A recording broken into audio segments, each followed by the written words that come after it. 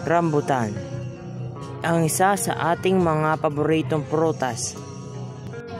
Manamis-namis na medyo masim-masim kapag hinog na. Bumubunga ito sa Pilipinas tuwing Agosto hanggang sa Oktubre. At sa video ito ay pag-uusapan natin ng 8 health benefits ng rambutan. Ano nga ba ito? So bago tayo magsimula, please like, share, and subscribe. Una ay, mayaman ito sa vitamin C. Ang rambutan ay isa sa mga pinakamagandang pinagkukunan ng vitamina C na isang antioxidant na nakakatulong na protektahan ang katawan mula sa mga pinsala ng mga free radical. Ang vitamin C ay nakakatulong din sa pagpapalakas ng immune system na ang sistema ng katawan na lumalaban sa mga mikrobyo at virus.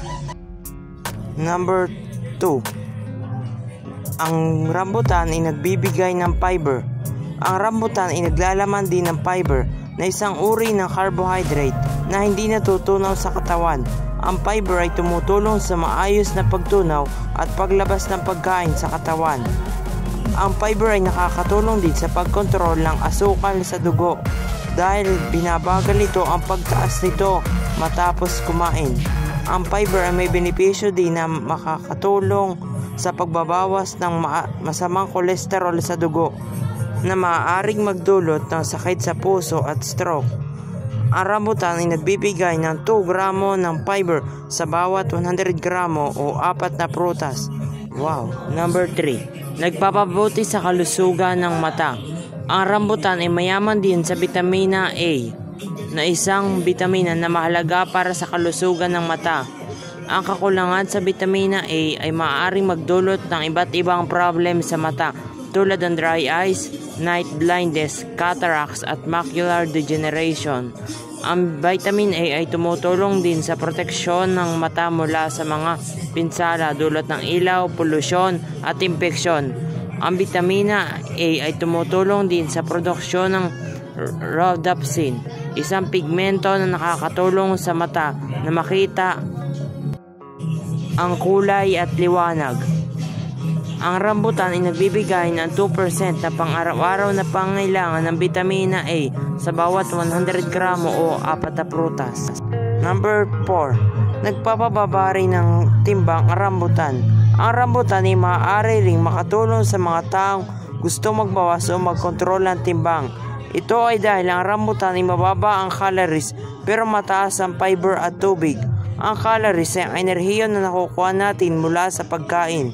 Kung mas mataas ang calories na kinakain natin kaysa ginagamit natin, ito ay maiipon bilang taba o sobrang timbang.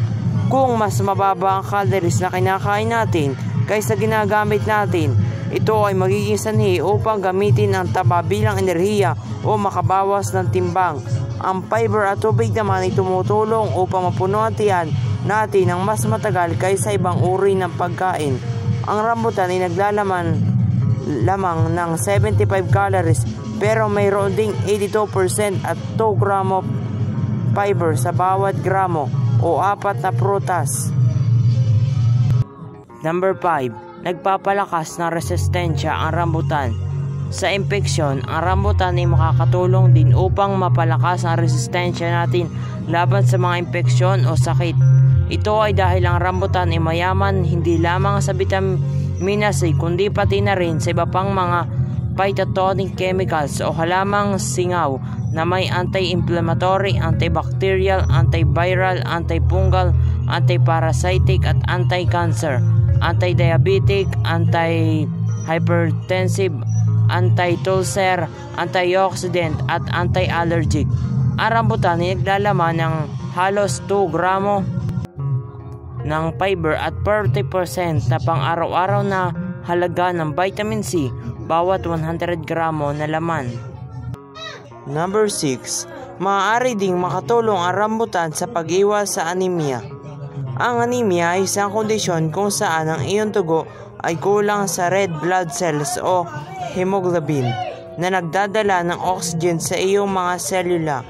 Ang anemia ay maaaring magdulot ng pagkapagod, hina, sakit ng ulo at hirap sa paghinga. Ang isa sa mga pangunahing sanhi ng anemia ay ang kakulangan sa iron na kailangan para sa produksyon ng hemoglobin. Ang rambutan ay naglalaman ng ilang halaga ng iron na maaaring makatulong sa iyo na mapunan ang iyong pang-araw-araw na pangangailangan para dito. Gayon din ang vitamin C na taglayin nito ay nakakatulong din sa mas mahusay na pag-absorb ng iron mula sa iba pang mga mapagkukunan. Ika-7 health benefits. Maaaring makatulong sa pag-iwas sa kanser ang rambutan. Ang kanser ay isang sakit kung saan ang ilang mga selula ay lumalaki ng abnormal at hindi kontrolado na umatakay sa iba't ibang bahagi ng katawan. Ang rambutan ay naglalaman ng ilang mga sangkap na halaman na maaaring mayroong anti-cancer na epekto tulad ng flavonoids, phenolic acids at tannins. Ang mga ito ay nakakapigil sa paglago at pamamahagi ng mga cancer cells at nakakapagbuti din ng epekto ng ilang mga gamot laban sa kanser. The last and important health benefit is number 8. Maaaring makalinis sa kidneys. Ang kidneys o bato ay mahalagang organo na tumutulong sa pagsala at pangtagal ng mga toxins o lason mula sa iyong dugo. Ang rambutan ay naglalaman ng ilang halaga ng phosphorus, potassium at calcium na mahalaga para sa tamang pagandar ng kidneys.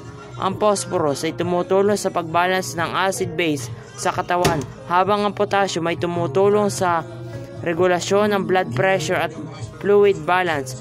Ang calcium naman ay tumutulong sa pag-iwas sa kidney stones o bato sa bato na dulot ng sobrang pagkakaroon ng uric acid o oxalate sa ihi. Salamat sa panonood. Manatiling updated, please like, share, and subscribe.